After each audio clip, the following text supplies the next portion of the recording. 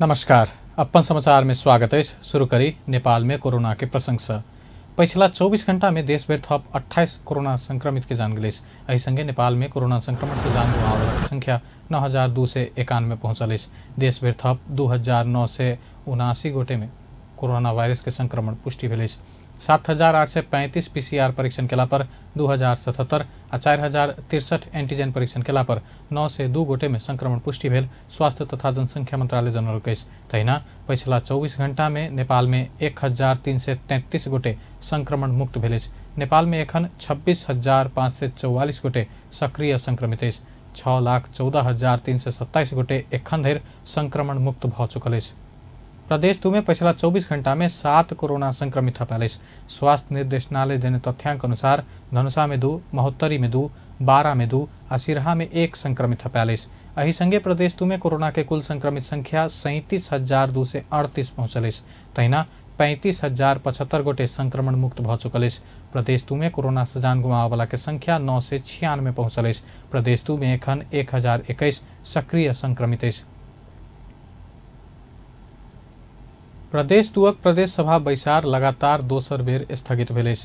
I बेरिया 1 बजे बैसबाक कहल गेल बैसार सूचना साइट का स्थगित कयल गेल। सूचना में असार 23 गते दिनक 1 बजे बैसबाक कहल गेल प्रदेश सभा के बैठक असार 25 गते दिन के 1 बजे बैसत। बैसार स्थगित कयल गेल सूचना सांसद सबके जानकारी कराओल गेल प्रदेश सभा सचिवालय जनौलक।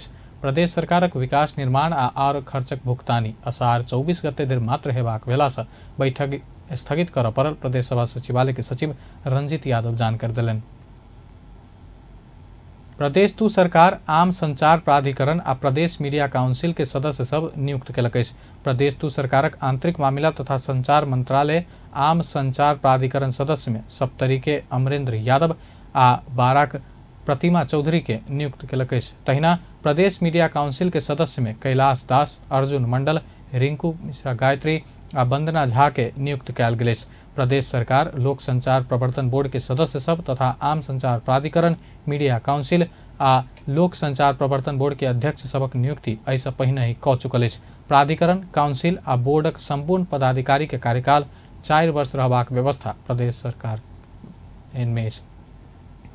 नेकपा माओवादी केंद्र दल दर्ता खारिजी के मांग करत निर्वाचन आयोग में निवेदन पढ़ल। नेकपा एमाले में आबद्ध भेल पूर्व माओवादी केंद्रक नेता सब माओवादी केंद्रक महाधिवेशन 2069 साल बाद होवन नहीं सकल आ एहि के कारण पार्टी अवैधानिक भेल कहत दल दर्ता खारिजी कर निवेदन दिलक। सर्वोच्च अदालत नेपाल कम्युनिस्ट पार्टी के एकीकरण के खारिज क देला बाद एमाले दिस लागल पूर्व माओवादी केंद्रक नेता सब राम बहादुर थापा बादल, टोप बहादुर राय माझी, लेखराज भट्ट, प्रभु शाह, मणि थापा लगायत नेता सबके माओवादी कार्यवाही के नसल निवेदन लका पूर्व माओवादी केंद्रक नेता सब लीला बहादुर थापा, रामचंद्र मंडल आ अधिवक्ता सरोज बुढ़ाथोकी बुध दिन निर्वाचन आयोग पहुंचल छल। निर्वाचन आयोग में निवेदन दर्ता बाद पत्रकार सबके संक्षिप्त प्रतिक्रिया दैत नेता लीला बहादुर थापा अपना सब महाधिवेशन से निर्वाचित केंद्रीय सदस्य सबके अवैधानिक तरीका से कार्यवाही के कयल गेल बतौलनि। माओवादी केन्द्र आफ्नो ठाउँमा, नेकपा एमाले आफ्नो ठाउँमा रहन पुग्ने बाध्यात्मक स्थिति सिर्जना गर्यो। नेपालका कम्युनिस्ट पार्टीहरू एकीकृत भएको सन्दर्भमा यस प्रकारको स्थिति सिर्जना हुँदा हामी पार्टी एकीकरण हुँदाखेरि त्यसको अध्यक्ष नेपाल कम्युनिस्ट पार्टीको अध्यक्ष केपी ओली हुनुहुन्थ्यो र हामी त्यसैमा आबद्ध भयौँ। जो नेपाल कम्युनिस्ट पार्टी माओवादी केन्द्रतिरका पनि त्यसैमा आबद्ध भयौँ। को वैधानिक को अवैधानिक भन्ने सन्दर्भ पनि व्यापक रूपमा चल्यो। त्यही सिलसिलामा नेपाल कम्युनिस्ट पार्टी माओवादी केन्द्रको तर्फबाट आज कैयौँ सांसदहरूलाई, 4 जना सङ्घीय सांसदहरूलाई र अन्य प्रदेश सांसदहरू 9 जना र स्थानीय निकायमा निर्वाचित भएका 100 जना प्रतिनिधिहरूमाथि कारबाहीको डन्डा चलाइ र त्यो कारबाही अवैधानिक छ कि पार्टी नै अवैधानिक छ, पार्टी नै संस्थागत भएको छैन, विधि सम्मत छैन। किन भन्नु होला भने 69 साल माघको 20 देखि 26 गते महाधिवेशन भयो, त्यसपछि पार्टीको महाधिवेशन भएको छैन। पूर्व माओवादी नेता रामचन्द्र मण्डल नेकपा माओवादी केन्द्रक वैधता समाप्त भेल बतौलनि। पार्टी आ पार्टी अध्यक्ष अवैधानिक भेलासँ निर्वाचित सांसद के हटाब नहि सकबाक बतौलनि। पछाडि र अवैध पार्टी भइसके पछाडि चाहिँ तपाईको मान्छेको पनि स्वतन्त्रता पुरै हुन्छ र हामी चाहिँ पहिलो अध्यक्ष भएको कारणले कमरेड केपी शर्मा ओलीलाई हामीले स्वीकार गर्यौं पार्टी एकताको हिसाबले। तर चाहिँ तपाईको अब त्यो अवैध अध्यक्ष अवैध पार्टीले चाहिँ कारबाही त गर्नु हुँदैन नि। त्यो कारबाहीको चाहिँ तपाईको आफै अवैधानिक भएको मान्छे वैधानिकताको लागि चाहिँ तपाईको लोकतान्त्रिक प्रक्रियाबाट निर्वाचित माननीयहरूलाई पनि कारबाही गर्नु यो चाहिँ तपाईको अलोकतान्त्रिक हो। निर्वाचन आयोग प्रवक्ता राजकुमार श्रेष्ठ माओवादी केंद्र दल दर्ता के मांग करैत आयोग में निवेदन आयल पुष्टि करैत निवेदन के बेहोरा सचिवालय में अध्ययन हेबाक आ अध्ययन पश्चात आयोग में पेश कर आवश्यक निर्णय करबाक बतौलनि।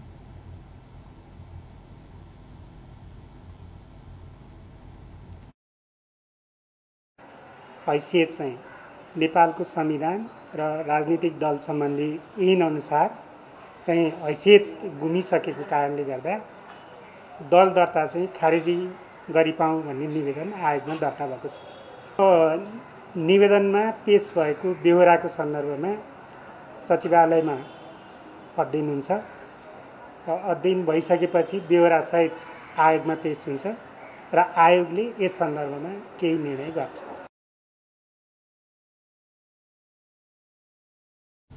प्रवक्ता श्रेष्ठ निर्वाचन आयोग असार 31 गते से निर्वाचन प्रयोजक के लेल राजनीतिक दल दर्ता कर सूचना प्रकाशित करबाक सेहो बतौलनि।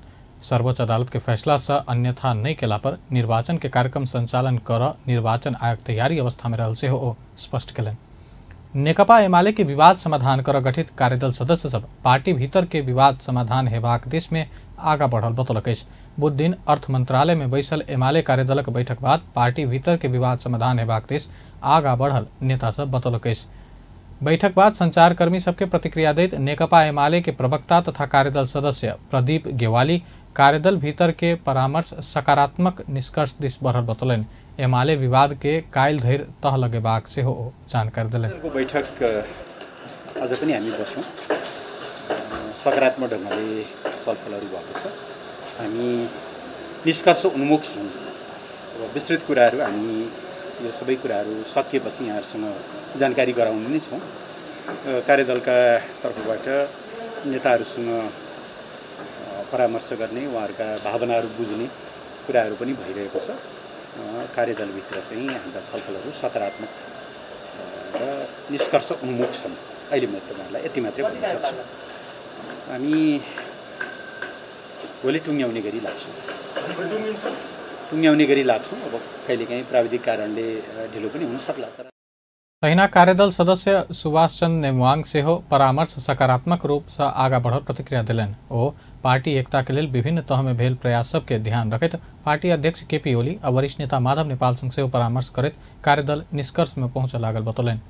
अनि हिजो साँझ मैले भनेको थिएँ हाम्रो छलफल गम्भीर छ, सकारात्मक छ र विस्तृत रूपमा हाम्रो बिचमा छलफल भएको छ।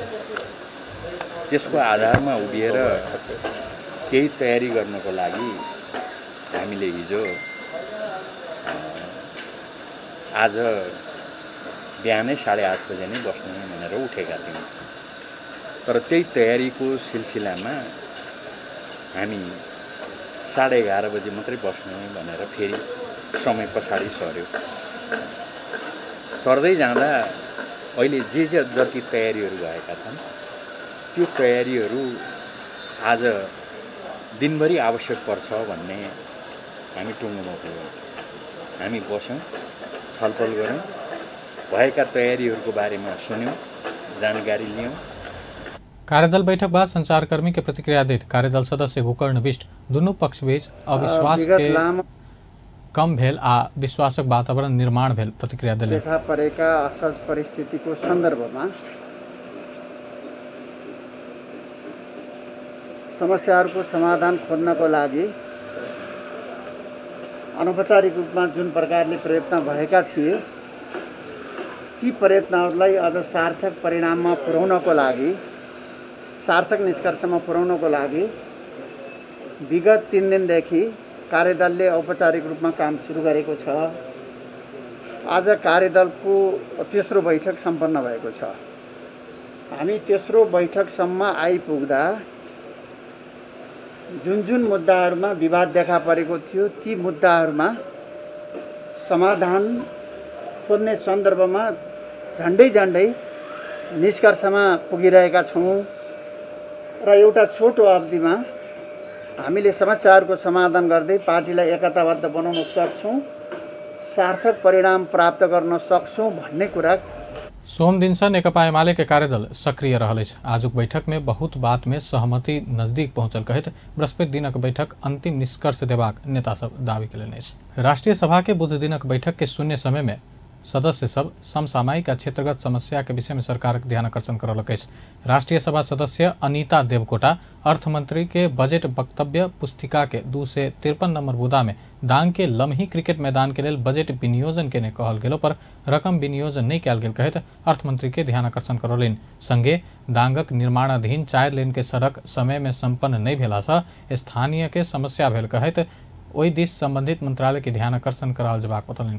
ओ पहिल डोज कोविशील्ड खोप लगौने ज्येष्ठ नागरिक दोसर डोज खोप लगाब जीवन भर रुकल जबाक कहि कऽ प्रश्न केलनि। राष्ट्रीय सभा सदस्य इंदु कड़रिया नेपाली कोविड-19 के महामारी के कारण जनस्वास्थ्य बाद शिक्षा क्षेत्र प्रभावित भेल बतौलनि। प्रभाव पारेको क्षेत्र जनस्वास्थ्य पछाडिको शिक्षा क्षेत्र हो। लाखौं विद्यार्थीहरू आफ्नो ज्ञान आर्जनबाट विमुख भएका छन्। शहरका बालबालिकाहरू इन्टरनेटको पहुँचमा भए तापनि ग्रामीण क्षेत्रका विद्यार्थीहरू वञ्चित भएका छन्। यो विभेदले आगामी ग्रामीण पुस्ता कस्तो हुने हो, देशका भविष्यका कर्णधारहरूको क्षमता कसरी अभिवृद्धि हुने हो, ठूलो संकट पैदा भएको छ। छुटेका विषयवस्तुहरूको निरन्तरता ग्रामीण क्षेत्रमा पनि इन्टरनेटको पहुँच पुर्याउन तीनै तहका सरकारको समन्वयात्मक भूमिका होस् र तीनै तहको सरकारले ग्रामीण क्षेत्रमा पनि इन्टरनेटको सुविधा बनाइयोस् भन्ने माग गर्न चाहन्छु। धन्यवाद। सहिना सांसद उदय शर्मा पौडेल नेपाली जनता दिन प्रतिदिन मूल्य वृद्धि के समस्या में पड़ल कहत एहि सरकारक ध्यान मूल्य वृद्धि को मारमा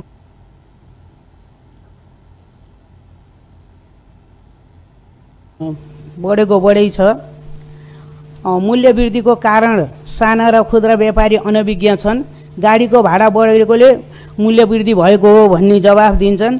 घर बहालबाट जीवन चलाइरहेका उपत्यकावासीहरूलाई समेत कोभिडले गर्दा डेरामा बस्ने रोजगारी गुमेको छ। काम नपाइने भएकोले काम खोसिने जस्ता समस्याले गर्दा सर्वसाधारण छटपटाइरहेका छन्। विशेष गरी महिलाहरू झन पीडित छन्। आय स्रोत सुकेकाले घर झगडा बढ्दैछ। देख्दा झिना तर महत्त्वपूर्ण पक्षमा संवेदनशील हुन अध्यक्षज्यू मार्फत सम्बन्धित निकायको ध्यान आकर्षण गराउँछु। धन्यवाद। राष्ट्रिय सभा सदस्य कोमल ओली चीन विश्व में अपन आवश्यकता महसूस कराव सफल भेल कहत चीन कम्युनिस्ट पार्टी स्थापना के शतवर्षी के अवसर में चीनक राष्ट्रपति संगे सरकार और चीनिया जनता के चीनिया भाषा में शुभकामना आ बधाई देलिन्। सम्माननीय अध्यक्ष महोदय, 21औं शताब्दीमा आइपुग्दा विश्वका विभिन्न राष्ट्रहरूमध्ये हाम्रो छिमेकी मित्र राष्ट्र चीनले विश्वमा उसको आवश्यकता महसुस गराउन सफल भएको छ। गरे के हुँदैन भन्ने कुरा विश्वका नेताहरूलाई चुनौती दिएको छ। तसर्थ चीनको यो उपलब्धि विश्वका लागि प्रेरणा मिल्नेछ। ईर्ष्यामा बाँच्नेहरूका लागि च्यालेन्ज हुनेछ। कर्मवादीहरूलाई मार्गनिर्देशन बन्नेछ। चीनको कम्युनिस्ट पार्टी स्थापनाको शतवार्षिकीका अवसरमा चीनका राष्ट्रपति, चीनिया सरकार र चीनिया जनतालाई हार्दिक बधाई दिँदै चीनिया भाषामा केही शुभकामना राख्न चाहन्छु।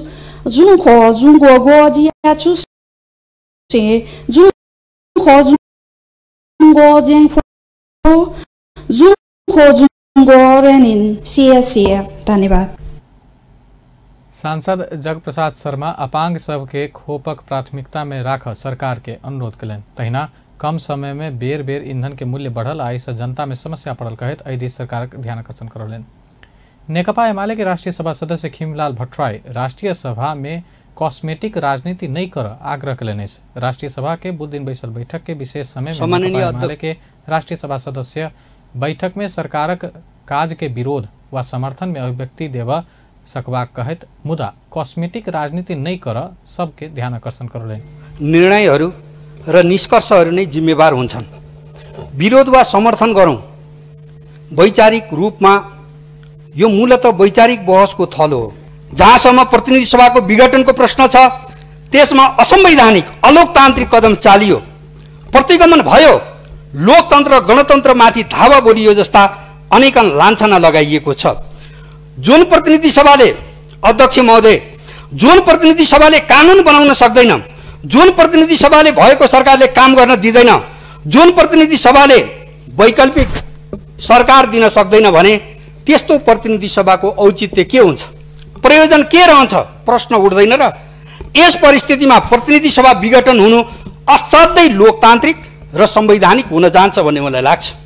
दुनियाँको कुन चाहिँ त्यस्तो संसदीय व्यवस्था र परम्परा छ जहाँ बहुमत प्राप्त प्रधानमन्त्रीले शासन व्यवस्था सञ्चालनमा असहज हुँदा जनताको बीचमा जान नपाउने, नयाँ जनादेशको लागि जान नपाउने के जन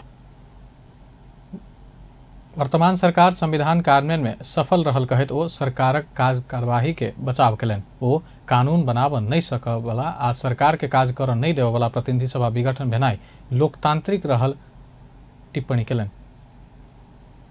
नेपाली कांग्रेसक राष्ट्रीय सभा सदस्य जितेन्द्र नारायण देव सरकारक कूटनीतिक कमजोरी के कारण नेपाल में कोविड विरुद्ध के खोप आब नहीं सकल आरोप लगौलन। राष्ट्रीय सभा के बुध दिन बैसल बैठक के विशेष समय में ओ राष्ट्रीय सभा सदस्य नेपाल सरकार खोप अनबाक बात में संपूर्ण रूप में असफल भेल दावी कलन। अपरिपक्व कूटनीति के कारण सरकारक सब कूटनीतिक प्रयास सब असफल भेल टिप्पणी कलन। मूल रूपमा चाहिँ फेल भएको स्थिति छ। हाम्रा कूटनीतिक किन फेल्योर भयो र कसरी भयो भन्ने कुरा नै म मुख्य रूपमा राख्न चाहन्छु। पहिलो कुरा म ल्याटिन अमेरिकाको उदाहरण दिन चाहन्न।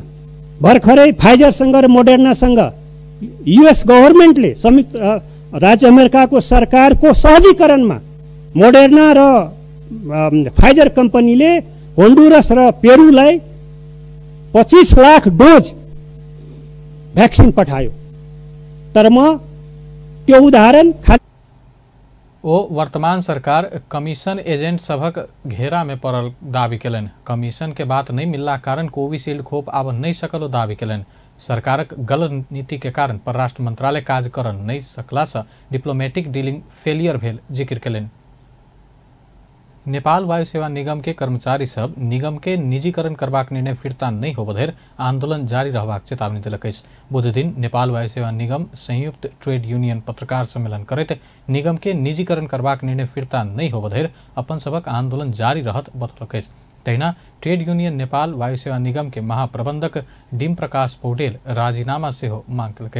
निगम में रहल तीनों ट्रेड यूनियन सब शांतिपूर्ण आंदोलन केलो पर कर्मचारी सब ऊपर बर्बरतापूर्ण तरीका से लाठीचार्ज कक कर्मचारी सबके घायल बनाने प्रति से हो संयुक्त ट्रेड यूनियन भर्त्सना केने नेपाल वायु सेवा निगम के संयुक्त ट्रेड यूनियन के महासचिव हेम लम्साल बतौलन।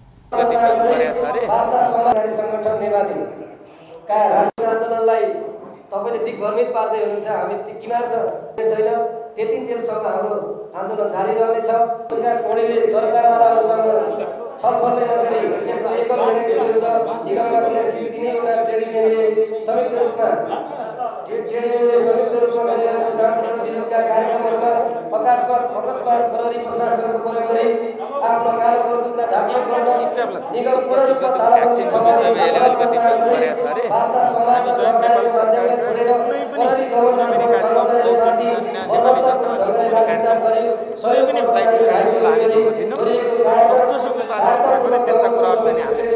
निगम के महाप्रबंधक डीम प्रसाद पौडेल निगमक संपत्ति के कम मूल्यांकन के संबंधित मंत्रालय तथा आम कर्मचारी के व्यवस्था का निगम बचेबाक रणनीति बनौने तथा गलत उद्देश्य राख सीमित व्यक्ति के मांग पूरा करबाक राष्ट्रघाती कदम उठौला से पौडेलक राजीनामा मांग कर पड़ल महासचिव लम्साल बतौलने।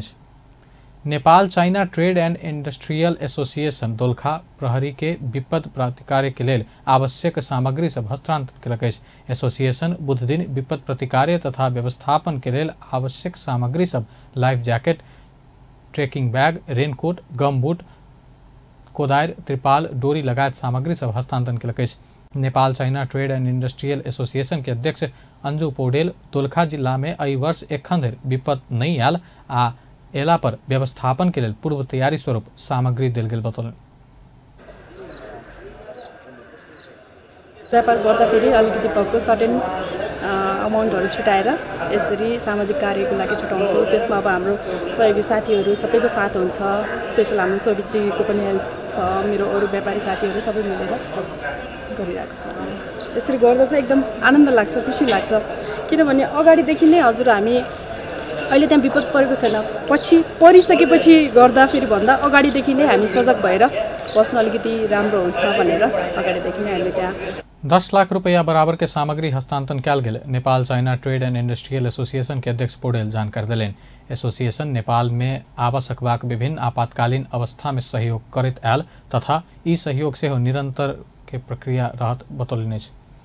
नेपाल उद्योग परिसंघ कोरोना विरुद्ध के खोप जल्दी से उपलब्ध कराकर आर्थिक गतिविधि में सुचारू कर सकबाक बतौलकै। अगला आर्थिक वर्षक लेल मौद्रिक नीति में नेपाल राष्ट्र बैंक के देने सुझाव के विषय में बात करत अध्यक्ष सतीश कुमार मोर अगला आर्थिक वर्ष कोरोना के समय में आयल मौद्रिक नीति आर्थिक गतिविधि चलायमान बनाव सहयोग केने जेहन ई वर्ष सेहो कोविड के कारण कमी भेल क्षेत्र के सुनिश्चितता भेल पर ऊपर जेबाक बतौलन। डिपार्टमेन्ट हेड्सहरूसँग बसेर छलफल गरेर हामीले नेपाल उद्योग परिसंघले सजेसनहरू दिएको छन्। यसमा चाहिँ विगतमा चाहिँ पनि चाहिँ मौद्रिक नीतिले धेरै ठुलो रोल खेलेको थियो हैन। यो हाम्रो चाहिँ कोभिड आफ्टर कोभिडको पछि चाहिँ कसरी चाहिँ यसलाई इकोनोमिकलाई चलायमान गर्नुपर्छ, कसरी के गर्दाखेरि के कुरा गर्नुपर्छ र कुन टुल्सहरूलाई कसरी उपयोग गर्न सक्यो भने ब्याजका रेटहरू तल घट्न सकिन्छ र त्यही अनुसारले चाहिँ अब हामीहरूको चाहिँ रिस्ट्रक्चर रिफाइनान्सको चाहिँ सिस्टमहरू गर्न सकिन्छ। त्यसले गर्दाखेरि इकोनोमिकमा जुन किसिमको एउटा चाहिँ रुकावट आएको छ त्यसलाई चाहिँ फेरि रिभाइभलतिर कसरी लाग्न सकिन्छ भनेर हामीले चाहिँ सजेसन दिएको थियौँ। त्यसलाई चाहिँ त्यसका चाहिँ परिमाणस्वरूप फर्स्ट मौद्रिक नीति मेक इन नेपाल के सहयोग पहुँचैत नीतिगत व्यवस्था क देला पर आयात कम क निर्यात के प्रतिशत बढ़ावा सकबाक उद्योग परिसंघ सुझाव दिलक। नेपाल दूरसंचार प्राधिकरण MDSM लागू कर प्राविधिक काज भ रहल बतौलक। प्राधिकरण के अध्यक्ष पुरुषोत्तम खनाल एखन चल रहल मोबाइल फोन के निर्बाध चलित काज भ रहल बतौलन। साउन महीना धरि मोबाइल प्रयोगकर्ता IMEI नंबर दर्ता कराव समय देबाक तैयारी केने बतौलन। प्राधिकरण के अध्यक्ष खनाल कमसल गुणस्तर नहीं भेल आ अवैध रास्ता से आयल अर्थात किन्ने मोबाइल नहीं चलाव आग्रह कलन। एखन मीडिया में आयल जेहन विभिन्न सामाजिक संजाल में भेटल गलत सूचना में विश्वास नहीं कर प्राधिकरण के अध्यक्ष खनाल सचेत करौलन। साउन महीना बाद IMEI नंबर दर्ता नहीं भेल मोबाइल सेट काज नहीं कर सकला से दर्ता कर अनुरोध कलन। नेपाल सरकार आगामी आर्थिक वर्ष के बजेट सार्वजनिक केला पर MDMS लागू करबाक घोषणा कलक। मोबाइल व्यवसायी MDMS लागू भेला बाद नेपाल में अवैध मोबाइल नहीं रहबाक बतौलक। त्यो रोक्ने उद्देश्य नै होइन, हामी रोक्दैनौँ नागरिकका फोनहरू, तर त्यसपछि इलिगल माध्यमबाट आएका फोनहरू भनेका भन्सार नतिरिकन आएका अथवा रजिस्ट्रेसन सिस्टमबाट नआएका फोनहरू त्यसपछि ती फोनहरू सञ्चालनमा नल्याउनै खोजेको हो। यद्यपि हाम्रो त अब रिलेसन छोरा छोरी भाइ भतिजा बाहिर बस्नुभएको हुनसक्छ, उहाँले उपहारको रूपमा कसैलाई पठाइदिया हुनसक्छ। त्यसपछि त्यस्ता सेटहरूलाई हामीले एउटा इन्ट्री पोइन्ट दिएर नोमिनल दस्तुर लिएर त्यसलाई दर्ता गर्ने प्रोसेस प्यारलली अगाडि ल्याउँछौँ। त्यसपछि अहिले बजारमा जुन हिसाबले चाहिँ आजै दर्ता गर्नु पर्यो, मेरो फोन त साउनेदेखि चल्दैन भनेको चाहिँ यो कुरा होइन, एकदम गलत कुरा हो। फोन चल्छ, फोन आजसम्म सञ्चालन गरिरहेको फोन भोलि सञ्चालन गर्नु पाउनु नैसर्गिक अधिकार हो। जुन फोनहरू डाटाबेसमा छैन, GSMA को सिस्टमभित्रका फोनहरू छैनन्, ग्रे मार्केटबाट आएका इलिगल स्तर नतोकेका फोनहरू छन्, ती फोनहरू पनि त्यसबाट त्यो सिस्टमबाट हामी पहिचान गर्न सक्छौँ। मोबाइल फोन आयातकर्ता संघक अध्यक्ष समेत रहल नेपाल चेम्बर अफ कमर्स के उपाध्यक्ष दीपक कुमार मल्होत्रा MDMS प्रणाली लागू भेला बाद मोबाइल कारोबार पारदर्शी हेबाक बतौलन। करीब 40 अरब के मोबाइल कारोबार में 13 अरब कारोबार अवैध हेबाक बताओल गेल।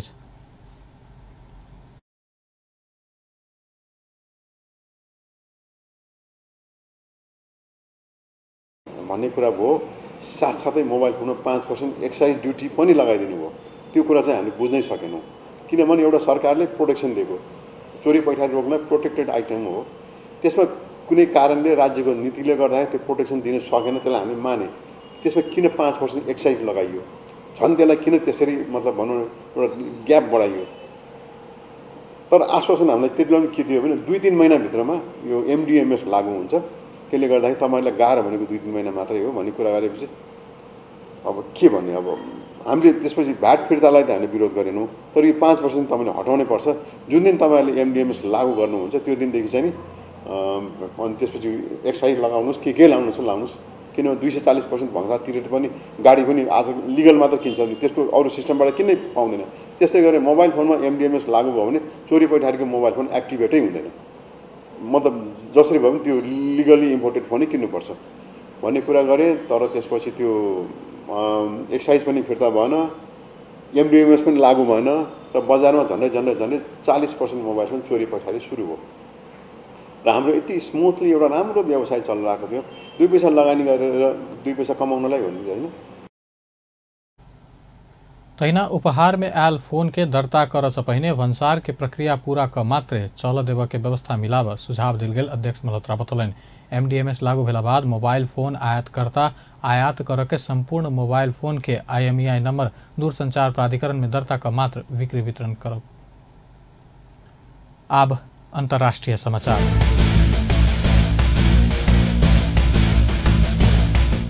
बॉलीवुडक दिग्गज अभिनेता दिलीप कुमारक निधन भेलैछ। बुध दिन 98 वर्षक उमेर में हुनक निधन भेलैछ। दिलीप कुमार बुध दिन मुंबई के हिंदुजा अस्पताल में निधन भेल। अस्पतालक डॉक्टर पार्कर जानकारी दिलन। 11 दिसंबर 1922 में तत्कालीन ब्रिटिश इंडिया के पेशावर हाल के पाकिस्तान में जन्म भेल दिलीप कुमारक वास्तविक नाम मोहम्मद यूसुफ खान अछि। करीब 22 वर्ष के उमेर में वो फिल्म में काज कर शुरू केने छला। वो 1944 में फिल्म ज्वार भाटा में काज केने छलैथ। बेस्ता अपन समाचार एखन लायत बा पल पल खबर तेज नजर देखते रहिए अपन टेलीविजन। नमस्कार।